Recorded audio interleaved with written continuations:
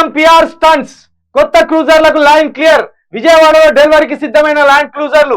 మొన్నటి ప్రభుత్వ కార్యక్రమంలో కొత్త క్రూజర్ల ప్రస్తావన. కేసీఆర్ దాచిపెట్టినట్టు మీడియాకు రేవంత్ స్టఫ్. రైతు బంధు పింఛన్లపై వస్తున్న వ్యతిరేకతతోటే ప్లాన్. ఇష్యూని డైవర్ట్ నెగటివ్ కాకుండా ఉండేందుకేనా కేసీఆర్ దాచిపెట్టిన ల్యాండ్ క్రూజర్లు ఇవే అంటూ ప్రో కాంగ్రెస్ మీడియాలో కథనాలు. ఎస్ఎంలో ప్రచారం. 2022 సెప్టెంబర్ 1న ఇంటెలిజెన్స్ సూచనతో నాటి సీఎం కు కొత్త బుల్లెట్ ప్రూఫ్ కాన్వాయ్ అంటూ ఇదే మీడియాలో కథనాలు. బెడిసి కొట్టిన Revanth Reddy media PR stunts. రేపో మాపో డెలివరీ కానున్న కొత్త ల్యాండ్ క్రూజర్లు. ఇకపై ల్యాండ్ క్రూజర్లు కాన్వాయ్ లో తిరగనున్న సీఎం. కాన్వాయ్ లో 8 క్రూజర్లు, 8 ఫార్చునర్లు, 2 బస్సులు. ఇక్కడ ఇజ్జతి పోయే విషయం ఏంటంటే, ఫార్చునర్ల వీడియోను రిలీజ్ చేసి ఇవే ల్యాండ్ క్రూజర్లు అని చెప్తే, ఇక కేసీఆర్ వ్యతిరేక మీడియా ఉంటది కదా, TV5, లేకపోతే ఆంధ్రజ్యోతి పేపరు, లేకపోతే ఏబిఎన్ ఛానలు, తొలివేలు రగ్గాడు, మల్లిగాడు ఫార్చునర్ వీడియోను తీసి ఫార్చునర్లకు సంబంధించిన ఒక 18 వాహనాలను చూపిస్తూ ఇవే ల్యాండ్ క్రూజర్లు అంటాను. గాడికి బర్రెకి తేడా తెలియదురా మీకు? లేకపోతే దున్నపోతుకున్న బర్రెకి తేడా తెలియదా? ఏది పాలిస్తుంది, ఏది ఏముంటుంది అని తెలియదురా మీకు? కేసీఆర్ను బ్లేమ్ చేయడానికి ఎంతకైనా దిగజారుతారు వీళ్ళు. ఏ మలమైన తింటారు, ఎవళ్ళైనా తాగుతారు. కొంత ఇంకా వార్తలు చాలా పద్ధతిగా చెప్పాలని మాట్లాడుతున్నా నేను. లేకపోతే అసలు వీళ్ళు మనుషులా? వీళ్ళు కేసీఆర్ సీఎంగా కొన్ని పొరపాట్లు చేసిండు, అహానికి పోయిండు, కాదంటలేం. కానీ ఇక కేసీఆర్ మీద చిన్నది దొరికినా కూడా ఇట్లా పెద్దగా అల్లి దానికి ఒక కట్టుక తల్లి దాన్ని చూపెడతారు. ఫార్చునర్లను చూపించి ఇవే ల్యాండ్ క్రూజర్లు అంటారు. ఇక ఇక్కడ ఫోటో అదే కదా, ఇవి వేసుకొని ఇటు వచ్చినట్టు, ఇక పోయినట్టు అన్నీ. ఇక ఓడైతే ఏకంగా అక్కడికి వేయండిగా, విజయవాడకు వేయండు, ఇవే అని చూపెడతాను. అది గ్యారేజీ, అక్కడ తయారైతాయి, అక్కడ బుల్లెట్ ప్రూఫ్గా మారుస్తారు. అదొక గ్యారేజీ. అక్కడ ఉన్న వాహనాలన్నీ కేసీఆర్కి సంబంధించిన, కేసీఆర్ ఆర్డర్ ఇచ్చినాయి అనుకుంటే ఎట్లా? ఎవడెవడో అక్కడ ఆర్డర్ ఇచ్చుకుంటారు, దేశవ్యాప్తంగా చిత్తారట. అక్కడ చాలా ఫేమస్ అట ఆ గ్యారేజ్. ఇక ఇది ఇప్పుడు దీన్ని ఏం చేస్తాను, సేమ్ కేసీఆర్ అయితే ఏదైతే డైవర్షన్ స్కెచ్ ఉందో, రేవంత్ రెడ్డి కూడా ఆ డైవర్షన్ స్కెచ్నే తీసుకుంటాడు. ముందు 6 గ్యారంటీలు ఇప్పట్లో అమలు కావని చెప్పడానికి ఏం చేసిండు? నిన్న ప్రెస్ మీట్లో మేము లంక బిందెలు ఉన్నాయనుకొని వస్తే ఒట్టి కుండలే ఉన్నాయిరా బాబు.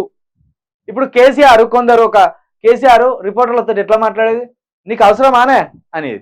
రేవంత్ రెడ్డి ఏమంటాడు? అరే బాబు అంటాడు రిపోర్టర్లను. కేసీఆర్ కంటే ఇంకా ఎక్కువ అహం కదా రేవంత్ రెడ్డికి. కేసీఆర్ ఏమో నీకు అవసరమానే బాబు, మీరు తాగుతారా అండి, మీకు బార్ షాపులు అవసరమా అండి, మీరు తాగుతారా అండి చెప్పండి, ఊకో నీకేం తెలుసు, ఇట్లా అనేది కేసీఆర్. రేవంత్ రెడ్డి ఏమంటాడు డైరెక్ట్, అరే బాబు ఏం లేవురా బాబు, వచ్చి కుండలే ఉన్నాయి అక్కడ, లంక బిందెలు ఉన్నాయి అనుకొని వస్తే అని అంటాను. అంటే రా అనే అడిగిపోయింది రిపోర్టర్లను. మరి ఇప్పుడు ఎవరికి నొత్తలేదురా అక్కడ కూర్చున్న వాళ్ళకు ప్రెస్ మీట్లో? ఎవరికి కనీసం ఆత్మాభిమానం, సెల్ఫ్ రెస్పెక్ట్ అనేది లేదు అక్కడ కూర్చున్న రిపోర్టర్లకు? మిస్టర్ సీఎం ఎందుకు రా అంటున్నావు నువ్వు?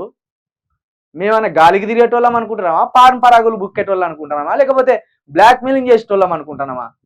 మేము పాత్రికేయులము, నువ్వు మాట్లాడిన ప్రతి అంశాన్ని ప్రజల్లో పెట్టవలసిన వాళ్ళము, ప్రజలకు చూపెట్టవలసిన వాళ్ళము, నీకు ప్రజలకు మధ్య మేము వారధులము, ఒక సమాచారాన్ని మోసుకపోయే వారధులము. మమ్మల్ని పట్టుకొని నీ ఇంటి పాలేరు లెక్క అరే అంటానో ఒరే అంటానో తమాషా చేస్తానవా అని ఒక్కనికి నోరు రాలే. అక్కడ ఉన్న వాళ్ళను ఒక్కడికి రాలేదు. చాలా సీనియర్లు ఉన్నారు, కొత్త జనరేషన్ జర్నలిస్టులు కూడా వెళ్ళిండ్రు అక్కడికి. మరి ఎందుకండి రేవంత్ రెడ్డి గారు సీఎం గారు అరే బాబు అంటున్నావు, ఎవరిని అంటున్నావు అండి ఇది అరే బాబు అని ఒక్కనికి నోరు రాలే. ఇప్పుడు అదే మాట కేసీఆర్ అంటే, కేసీఆర్ అహం, దొరపోకట, దొరతనం ఇట్లాను. ఇక ఈయన కూడా డైవర్షన్ రాజకీయమే చేస్తాను. ల్యాండ్ క్రూజర్లు ఖచ్చితంగా ముఖ్యమంత్రి ఆర్డర్ చేసినా ఈ ముఖ్యమంత్రి దగ్గరికి వస్తాయి. ఎవరు ముఖ్యమంత్రి అయితే వాడి దగ్గరికి వస్తాయి. అది అఫీషియల్ గా ట్రెజరీ నుండి, తెలంగాణ ట్రెజరీ నుండి ఆ లెక్కలు తీసుకపోయిన ఆడికి. ఇగో ఇన్ని కోట్లు అడిగి పోయినాయి. అది దొంగతనంగా ఏం కొనలే. కాబట్టి ఇవన్నీ స్టంటులు.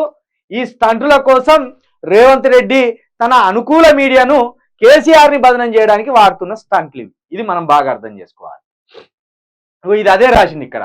కుక్కను చంపాలంటే దాన్ని ముందు పిచ్చి కుక్క అని ముద్ర వేయాలి, తర్వాత కొట్టి చంపాలి. రాజకీయాల్లో ఈ సూత్రానికి ఉన్న విలువ నేతలకు వెన్నెతో పెట్టిన విద్య. గత ప్రభుత్వంపై బురద జల్లే క్రమంలో ఈ సూత్రాన్నే ఫాలో అవుతుంది రేవంత్ సర్కార్. మాజీ ముఖ్యమంత్రి కేసీఆర్ తాను అధికారంలోకి వస్తానని కలలు గాని ముందే 22 కాన్వాయ్ వెహికల్స్ ని ప్రజాధనంతో కొన్నారని, వాటికి విజయవాడలో బుల్లెట్ ప్రూఫ్ చేయిస్తున్నారని, ఈ విషయం తనకు తెలిసేందుకే 10 రోజులు పట్టిందని మొన్న మీడియా మీట్ లో రేవంత్ చెప్పారు. దాంతో ఇష్యూ మొత్తం క్రూజర్ కాన్వాయ్ పైకి మళ్ళింది. ప్రజా పరిపాలన దరఖాస్తులో లొల్లి, తెలంగాణ ప్రజల ఇబ్బందులు, రైతు బంధు, రుణమాఫీ అమలు లాంటి తీవ్ర సమస్యల నుంచి ప్రజలను డైవర్ట్ చేసేందుకు ఈ ఇష్యూని లేవనెత్తిచ్చింది రేవంత్ సర్కార్. దాంతో రేవంత్ మీడియా మొత్తం క్రూజర్ కాన్వాయ్ పై పడింది. అసలు సీఎం కాన్వాయ్ పై జరుగుతున్న దుష్ప్రచారం ఏంటి, దీని వెనుక కోణం ఏంటి? నిజమే కదా, 22 క్రూజర్లు కొనడం అనేది వాళ్ళు రాజకీయంగా తెలంగాణ ఏదైతే ఖజానా ఉన్నదో దాని ద్వారా పారదర్శకంగా లెక్కలు ఆఫీసర్ల ద్వారా డబ్బులు పంపిళ్ళు. ఆ డబ్బుల ద్వారా కాన్వాయ్ ఇక్కడ లేదు, కావాలి ఒక కాన్వాయ్ అని అప్పుడే ఇది ఎప్పుడు పంపింది? ఇప్పుడు కాదు, పోయిన 8 నెలల క్రితం పంపిన డబ్బులు ఇది. ఇదేదో దొంగసాట్నం మళ్లించిన నిధులు, దొంగతనం చేసిన అన్నట్టు ఏం లేదు. పారదర్శకంగానే అధికారుల ద్వారానే లెక్కల ప్రకారమే అక్కడికి పంపిండు. ఇప్పుడు రైతు బంధు పడలేదనేది పక్కకు పోవాలి, రైతు రుణమాఫీ జరగలేదని పక్కకు పోవాలి, గ్యాస్ సిలిండర్ 500లకు రాలేదనేది పక్కకు పోవాలి. ఈ ల్యాండ్ క్రూజర్ల విషయం అంతా 3 రోజులు చర్చ జరిగింది పెద్ద పెద్ద ఛానళ్లలో. కేసీఆర్ వ్యతిరేకమైన ఛానల్లో, రేవంత్ రెడ్డికి అనుకూలమైన ఛానల్లో రేవంత్ రెడ్డి ఏదో బ్రహ్మాండం బద్దలు కొట్టినట్టు, ఒక పెద్ద కుంభకోణాన్ని బయటికి తీసినట్టు, కేసీఆర్ దొరికిపోయినట్టు ఇదంతా జరిగిందో భాగవతం.